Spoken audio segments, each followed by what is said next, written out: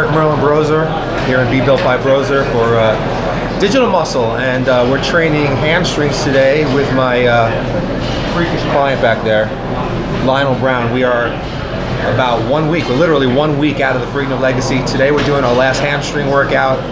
Hamstrings is something that we really wanted to work really hard on during this prep because Lionel's never really been able to get those really roped hamstrings at shows. And I can tell you from seeing him yesterday, he's already got all those ropes. So we're incredibly happy about that, and we still have a week to go, so we still have peak week to go, or I call it frosting week. And we're going to bring those but we're doing hamstrings today. The first exercise that we're doing today is a lion leg curl. We're not doing anything crazy. He's just kind of going light today. I don't want to damage the muscle fibers too much. I just want him to get a good pump because a week away from the show, if you damage the leg muscle fibers too much, they'll smooth out. So we want him to recover. So lion leg curls first, and then we'll move from there. All right, so we did our lion leg curls first, and today Lionel wants to jump into seated leg curls second. We're using this particular leg curl machine here. We have 3 or 4 of these seated leg curls here at Gold's, but this is the one that Lionel prefers, he feels the most. And again, we're just trying to hit the hamstrings from different angles. We're just trying to bring out those ropes. We're just trying to get that separation between the glutes and the hamstrings. But today, all the work is pretty much done in terms of building. Now the diet is just taking effect to get those roped hamstrings, so we just want to go light, get a good pump, and just keep nice and full for next week. So seated leg curls second, and then we'll move on from there. Look at that war face. No face. Get that war face on right now. You can see the face. I can see it. That's all you need to see.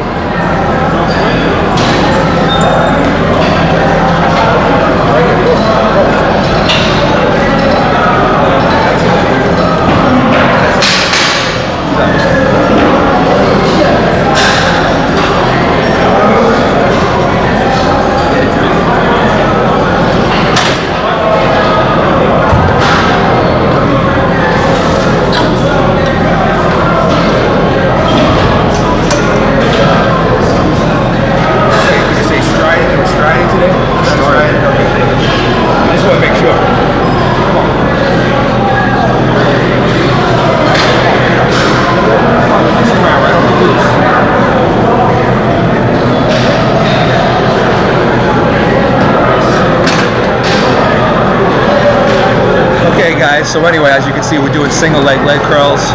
It's going to be our last main hamstring exercise today. Normally, we would do some type of a stiff leg deadlift or reverse hack squat type deadlift. But I want Lionel to stay away from any stretching movements today, because when you stretch the muscle fibers too much, they get damaged and they split, and you don't want to do that right now. I want it to be fully recovered, so we're going to do that. We're going to finish off with a little inner and outer thigh to finish things up after this.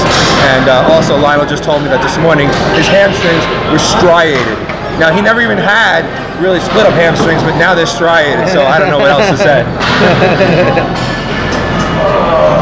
Big reps. All hamstrings, baby. Good. Tighten it up just like that. Nice, Phil. All hands all day. Feel it. Good. Come on, man. Just like that. Halfway home. Those sweatpants look like tights. I know. They're screaming for dear life. His legs are freaking pushing through. They look like tights. He's going to do like the Incredible Hulk doing. Yeah, they're painted on. It's going to rip. Tight. Quick double. Make it good. Come on, squeeze it. All hands. Come on. Come on. Get after it, Phil. Tighter. Tighter. Good. There's what we got to do. One, palms down. Squeeze. Squeeze. Alright guys, so we finishing off his workout with little adductor and abductor superset. We want to make sure to get you know, the inner thigh and of course the glute on the side for all those side poses. We're really going for that look of complete separation. When I started working with Lionel 18 weeks ago, I said, what I want to get from you is I want to get that old school conditioning that we always talk about, when the muscles are so crisp and clear, and delineated and separated for each other. Back like in the days of Sean Ray and those guys. I mean, and that's the look that we're going for, and I think that's the look that we're getting. So, like I said, today we're just doing a little detail work. We're getting a good pump. All the heavy work is done. We got 1 week to go before the Ferrigno.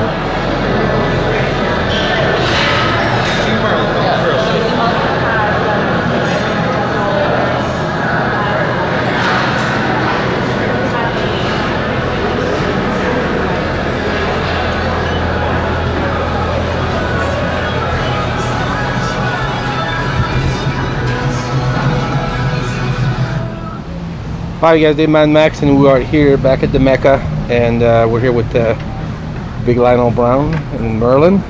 And the last time we spoke, we were about 16 weeks out for the Ferrigno Legacy. We are now 1 week out, and Lionel's face drastically changed since then. Not just his face. I know, but that's all we see right now. No. Lionel, so tell me a little bit about how you feel. Not so much, I'm sure you're tired a little bit right now, which is normal, but how you feel going into this Ferrigno Legacy, and how confident you are of being at your all-time best. I'm very assertive right now. This is what I wanted. This is how I wanted it to be for myself going into this show. I made, a statement 15 weeks ago, and I'm not gonna waver away from it. I've trained extremely hard for this show. I missed no meals, I missed no cardio, I made no excuses. I made no excuse to cheat. I didn't cry, I didn't pick up the phone to call Eric about anything that was bothering me. I've had some storms, some tribulations. I didn't sink under pressure. I kept going. When it got hot, I got hotter, and that was my approach to this prep. You certainly have the eye of the tiger. We can see it right now.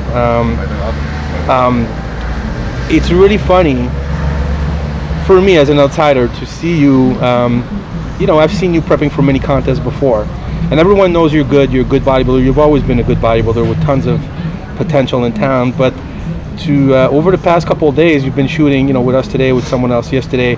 It's really funny to see everyone here who have been here for years all come to see you and like, oh my God, you look great. And that being said, you're all wearing long sleeve. You can't see nothing but your hands, your face, and that's pretty much it. How you look in your clothing. How does that make you feel? It's gotta feel good. It is. I'm very old school. I don't train in tank tops. When I get closer to the shows, I'm almost like my big brother Dexter Jackson. And Sean Roden too.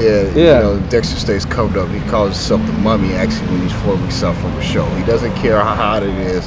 He's got all this clothing on. But I stole that from him, and it makes sense. You don't want nobody to look at the texture of your skin on your forearms or your veins and see where you at. You want to wear sweats. You don't want to wear shorts. And so I take that. That's what I do. I don't want nobody to see anything until. Well, your face gives it away. It's gone. You know that? Gone. Yeah, I do. Wow, that's awesome. Obviously, you're the only one who's seeing this guy every week for the past 16 weeks or 15 weeks, because obviously you have to assess his progress every week and all that stuff. How do you feel about the changes that he's made? That's what I'm most, because you picked him up and he had just done a show, and I think there was like a few weeks breaks in between. And were you as confident that he would look this good on show day as he does now, or? Well, I'll tell you, when I got a hold of him, it's not like he tried to stay in shape and maintain his condition from the show. He definitely enjoyed himself a little bit. He let his body weight go up, and he was holding some water and some fat around the waist. So that's why I'm asking. Yeah, and I'm being honest. And I know it's because he came out of the show and he was disappointed, and he was kind of like not sure where to go next. So when I took a hold of him, I'm glad that we had originally hooked up to try to train for the Tampa Pro. That's right. That's and then we decided to abort that mission because it really wasn't enough time. We only had like 5 or 6 weeks. Yeah. And even though I could do a lot in that time, I knew that it wouldn't be able to bring out the best. So we decided to go back to the drawing board and go for the Ferrigno, and I think we had something like 15 or 16 weeks. And so I was very, I knew exactly in my mind what I wanted to do with Lionel. I had looked at some pictures of him, especially when he won his pro card. And to me, that was the best condition he's ever had. And but he was only about 222 pounds, you know, so he's a lot bigger, you know, guy now, a lot more muscle. And my thought was, let's get you back to that conditioning, but of course carrying another, you know, 15 to 20 pounds of pure muscle. What's he weigh now? What's your weight, I know?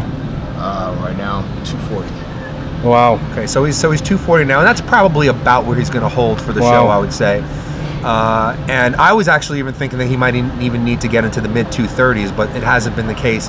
I actually think that the diet has worked so well for him in terms of maintaining or building muscle during the diet, because he actually, I would look at him and he'd be getting, like, he looked like he'd be getting bigger. Yeah. And it wasn't just the illusion of getting harder, he just looked so big and full. So that roundness is, so in a sense, I'm not surprised. I mean, you asked me, I think I remember when you asked me on camera the first time, you said, Eric, a lot of pressure's on you. How do you feel about it? And I said, no problem, bring it. I know. Because I'm confident in what I do. I was just not, I didn't know, you know, obviously I just started talking to Lionel. I don't know how well he's going to follow the program. I don't know if he's going to cheat. I don't know if he's going to, you know, have faith in me and what I'm giving him, because my approach is different than most coaches. But, you know, he did. He listened to everything I had to say. He kept the faith, and he saw the changes every single week. And I would say at about the 2-week out point was where I just literally said to myself, man, we did it. Because at 2 weeks out, I already felt he was in better condition, in my eyes, than he'd ever been before. Wow. And then a week out, you know, I assessed him yesterday, and it was even better. I'm not going to go into details because I'm going to let Lionel's body speak for himself when he gets there. But I would say that I have to even admit, I'm a little bit surprised about how good he looks, because some things in his physique have come out that I didn't know if they would. And I literally, all I can say is I cannot wait to see this guy stripped down backstage and all eyes to fall on him, because and he put the work in, and I'm really proud. But we still have a week to go, so I know this final week, which I call frosting week. I don't like to call peak week. You know, David, call frosting week. A perfectly baked cake, then we just put a little frosting on to finish it off, and that's what we're going to do. And we got a week to go. I hate to brag, but I knew all this was going to happen. I mean, obviously, listen, you, again, we bring it up. You and Steve Murphy, our good friend Steve Murphy, were responsible for bringing us together. And as you know, that it's something that I talked about for actually a couple of years while I was training you. I'd see Lionel around the gym. I'd say, God, Dave, I wish I could get a hold of Lionel, because I feel like he's not reaching his potential. So great. Oh, man, I can't wait. I can't wait for next week. So, Lionel, I want to ask you this. Obviously, you've been dieting for years, and I never thought you were someone who was actually lazy. I never thought this was the problem. I always felt like a lot of bodybuilders, the diet is so rigorous, so hard, and so strenuous, and so such a hard thing for most people to stay on unless they have they're machines. Like Jay, like people like that. Jay's a machine, and if you tell him to eat a pound of fish every meal for 6 meals, he's going to do it. It's hard to do that. So I never thought this was the problem for you, but I want you to talk a little bit about the diet and how you felt it was leading up to this show, because we've talked about it off camera. It wasn't hard, was it? No, the diet wasn't hard at all. You didn't have to suffer, did you? No, I didn't suffer. No, it's just, you know, when the body fat decreases, of course you're gonna feel, you know, you're gonna feel the effects of So no, I didn't suffer at all on the diet. Does that freak your mind or no? How freaky is that? After all these years? Yeah. I mean, there were times when I wanted to call Biggie, say, man, can I have a cheat meal, man? There was a couple of times, man. Oh, that's normal. You know, but I didn't.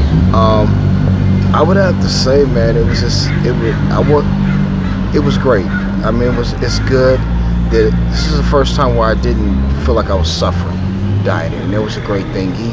Of course the carbs would drop, but you know what? He made it up by giving me some fats. You know, then you know, I want to just really give a special shout out to All Max Nutrition because they sent me some great supplements, and then they had this, you know, birthday cake protein. Oh my God, man! I feel like I'm cheating when I had that because actually it's my last meal. Yeah. Of the day before I go to bed, so I have that 2 scoops of that. Yeah. And there's 2 tablespoons of almond butter before I go to bed. Yeah. That's so a little cheat. I mean, come on, man! Yeah. I'm taking my time. I'm watching, you know, ESPN Sports Center before I turn in. You know, looking on that spoon, man. I'm bringing this up because once people see you on stage, I know they'll probably say, "Oh my God, he suffered for that one." That's what they're gonna say, but that's not the reality. And so I want to put that out there. I want people to know that it's not how you got there. You did it the smart way. I didn't suffer. I just trained like a straight hog. Yeah. That's what I did. Yeah. That's I awesome. just trained really extremely hard for it. Yeah. I didn't suffer. I'm glad you say that because obviously in 1 week people will understand what we're talking about here. But it's important because I think, you know, sometimes in bodybuilding, I think people do too much and it's counterproductive. You know, so it's a fine line. It's smart. The smart approach is, you know, the sane approach, as you call it. I call it the sane approach. Yeah. Absolutely. Yeah. I mean, and that's my point. I mean, if I could bring somebody into a show in their best shape and have them say, wow, I didn't really suffer during that prep. And again, we're not talking about, of course you're going to feel tired, or sometimes you're going to feel irritable, sometimes you're going to want to cheat. That's completely normal. But there's a difference between that and suffering, where you're walking around like a zombie, you can't work, you can't socialize. You know, that's suffering to me, and I know it doesn't have to be that way. It's not that way with you, Dave. It wasn't that way with Lionel, and it's not that way with pretty much all of my clients, as long as they give me the proper amount of time to get them ready. And also, I'm very big about staying in good shape during the off season or progress season. So I'm really, and the key, another very big key that people have to understand is that Lionel likes to train heavy. He likes to train heavy and hard and brutal. And this man was still front squatting 405 a week ago. Yeah, a week ago. Yeah. He was incline pressing 405 for reps. I mean, and that's a big key, because if the diet wasn't providing him the proper amount of energy, he would not have been able to do that. No. And I don't think he would have held on to as much muscle mass. Now, I'm going to still try to get him to slow down a little bit with his training. I'm going to talk about his training after the show is over. But one thing at a time. But one thing at a time. But like I said, yeah, the diet really worked well for him. I'm so glad that he pretty much felt well. And he did. I told him every time I saw him, I said, Lionel, if you need to text me, if you need to call me, my phone is open to you. You're like, a sponsor is a sponsor. Yeah, but I meant it, because some clients will do that. Yeah. And I really meant it because I really wanted to be there for him. But you know, he never did. And that told me that he was cool. He was good. He just needed to see me once a week. And that's how he did it. Well, I'm really excited to see you at the Ferrigno. We will, of course, be there and document the whole show. I'm not competing this year, so I'll have a lot of time to do that. And I can't wait to see you on stage, Lionel.